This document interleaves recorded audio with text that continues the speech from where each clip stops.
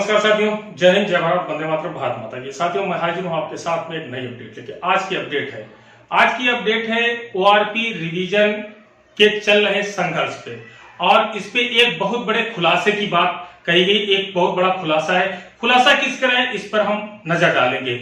एक मैसेज भी वायरल हो रहे हैं, और ये हम बात करेंगे खुशियारी कमेटी की रिपोर्ट पे। उससे पहले जंतर मंतर पे संघर्ष करें जो भी हमारे जेसी जवान हैं, जो रिप्रेजेंट कर रहे हैं इस धरने को लेके, जो इस धरने को आगे लेके लीड करके चल रहे हैं। इनमें हमारे जो साथ में आप देख सकते हैं नलिन तलवार जी, हरवाल सर जी, और उसके बाद में हमारे कपिल जी, इन सभी को, और जो भी इस धरने को लीड करके चल रहे हैं, जिन्होंने इसकी शुरुआत की, मैं उसको दिल से, अपने तहे दिल से शुक्रिया अदा करता हूं और सलाम करता हूं, सैल्यूट करता हूं कि आपकी मेहनत बेकार नहीं जाएगी। आप 28 लाख भूतपूर्व सैनिकों की मांगों को लेकर लड़ाई लड़ रहे हैं। आपने अपनी गिरफ्तारी भी दी, आप बराबर संघर्ष कर रहे हैं। बहुत सी अड़चने आ रही हैं, लेकिन फिर भी आप पीछे नहीं हट रहे हैं। आप लोग लगातार इसको रिप्रेजेंट करके आगे लेके चल रहे हैं। आपको मैं दिल से सलाम करता हूं, सैल्यूट करता हूं, और आपकी मेहनत बेकार नहीं जाएगी। और इसी को लेकर अब बात करते हैं कि ये खुशियारी कमेटी की रिपोर्ट, खुशियारी कमेटी की रिपोर्ट क्या कहती है, इसमें जो कहा गया, हम इस पे बात करेंगे। पहले मैं आपको स्क्रीनशॉट भी आपके साथ में शेयर करूंगा, और इसमें बताता हूं कि आपको ओआरपी का खुलासा क्या है। खुलासे की बात करते हैं तो सैनिकों के लिए शेयर करेंगे कुछ ऐसी चीज जो आप सभी जानेंगे। कहा गया है जो कुछ भी पीछे हो चुका है तो उसे बदला नहीं जा सकता, पर उसका होश में सामना कर लिया जाए तो जो होने वाला है उसे जरूर बदला जा सकता है।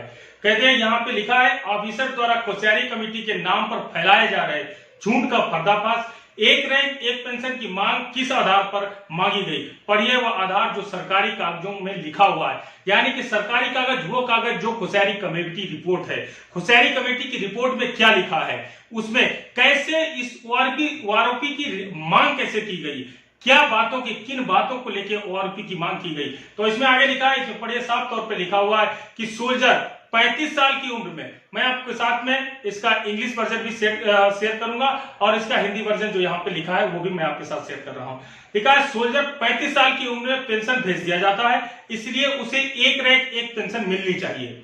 उसमें साथ में आगे लिखते हैं, ऑफिसर कभी भी 35 साल की उम्र में पेंशन नहीं जाता। इस हिसाब से आप सब जानते हैं। अब बताओ, इस सरकारी भाषा में कहां लिखा हुआ है कि ऑफिसर 58 से 60 साल की उम्र में पेंशन आता है, इसलिए उसे एक रैंक एक पेंशन मिलना चाहिए। लेकिन कहने का मतलब है, खुशियारी कमेटी में ये कभी कहीं भी नहीं लिखा है कि ऑफिसर जो है 58 से 60 साल की नौकरी करके आता है, 58 से 60 साल उम्र में वो पेंशन आता है, ये कहीं पे भी नहीं लिखा है। जो भी वहां पे दर्शाया गया है कि एक जवान के लिए दर्शाया गया है जो कम से कम सर्विस करके आता है, जो कम से कम जो है 32 से 35 साल की एज में जो है पेंशन आता है। आगे लिखा है, अफसर द्वारा खुशियारी कमेटी के नाम पर फैलाए जाए झूठ का पर्दाफाश। इसको भी पढ़िए, यह भी खुशियारी कमेटी की रिपोर्ट का हिस्सा है। एक रैंक एक पेंशन का मुद्दा ही जवान को 32 से 36 साल की पेंशन में उम्र में भेज देने का कारण उठा था। इसलिए लेकिन अफसर्स एक रैंक एक पेंशन की परिभाषा तो समझा देते हैं या सोशल मीडिया पर पोस्ट कर देते हैं, लेकिन अफसोस है कि अफसर बहुत ही चालाकी से ये बात छुपा देते हैं कि एक रैंक एक पेंशन की डिमांड उठी किस वजह से थी।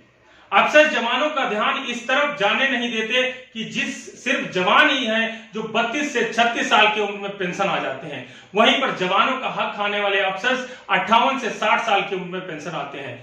सीआरपीएफ, बीएसएफ, आईटीबीपी आदि द्वारा एक रैंक एक पेंशन की मांग करने पर सेना के अफसर्स द्वारा कहा गया था कि यह भी फोर्सेज 58 से 60 साल की उम्र तक सर्विस करती है, इसलिए वह एक रैंक एक पेंशन के हकदार नहीं है। इसलिए यह कभी नहीं कहा कि सेना के अफसर्स भी 58 से 60 साल की उम्र में तक सर्विस करते हैं, इसलिए उन्हें भी एक रैंक एक पेंशन नहीं मिलना चाहिए।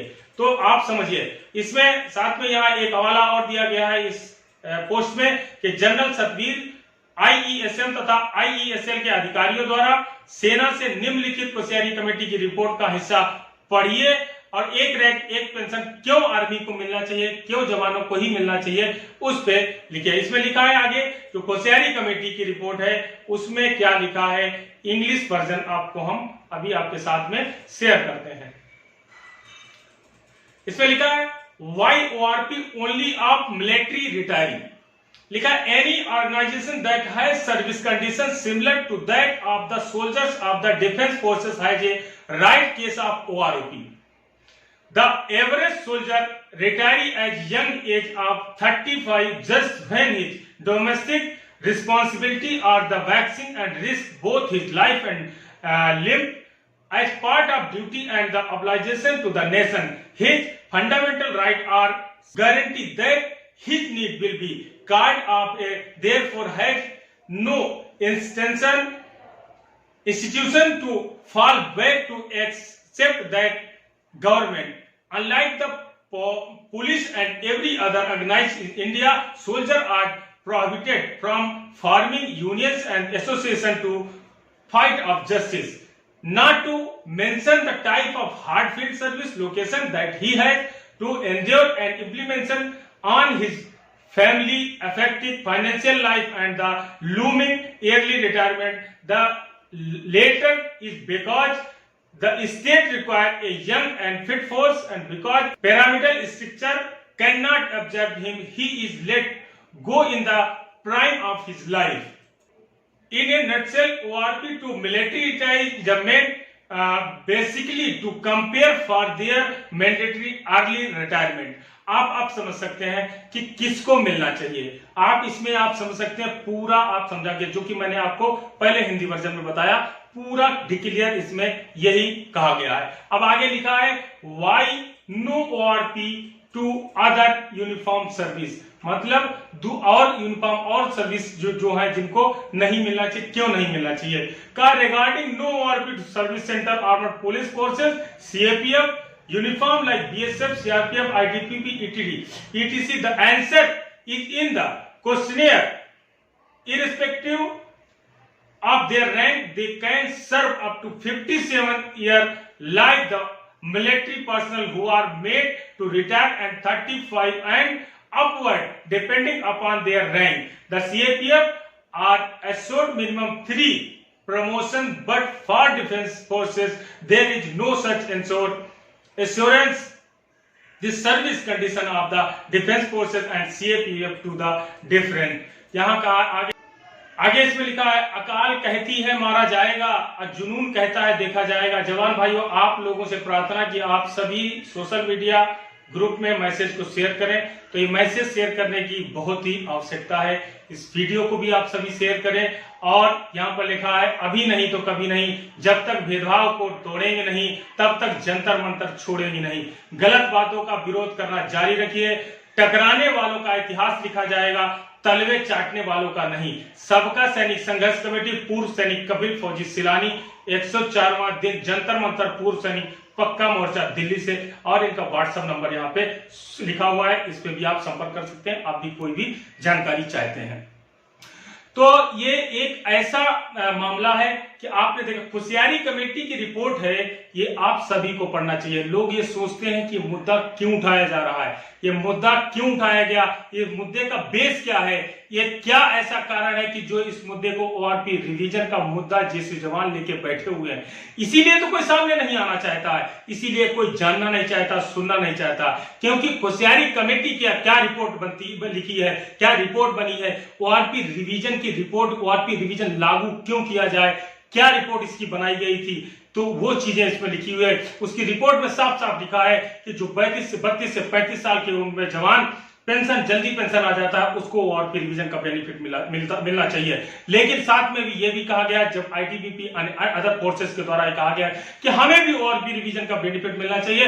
तो यहाँ पर जो अफसर्स द्वारा जो ये हवाला दिया गया कि जो अदर फोर्सेस के जवान हैं वो 57 से 58 साल 60 साल की उम्र तक सर्विस करते हैं, उसके बाद पेंशन आते हैं, तो उनको इसका बेनिफिट मिलने का कोई हक ही नहीं है। लेकिन कभी ये भूल गए, कभी ये कहीं नहीं दर्शाया कि एक जेसीओ एक अफसर भी 58 साल से 60 साल की उम्र में पेंशन आता है। कभी भी कोई ऑफिसर 32 से 35 साल की उम्र में पेंशन नहीं आता है।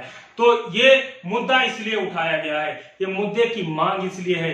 हर जगह जो है जवानों और जेसीओ के साथ में धोखा किया गया है, हर जगह जो है दबाया गया है। अभी तक जो है हर धरने को हर जगह जो है अफसर से इसको रिप्रेजेंट करते रहे।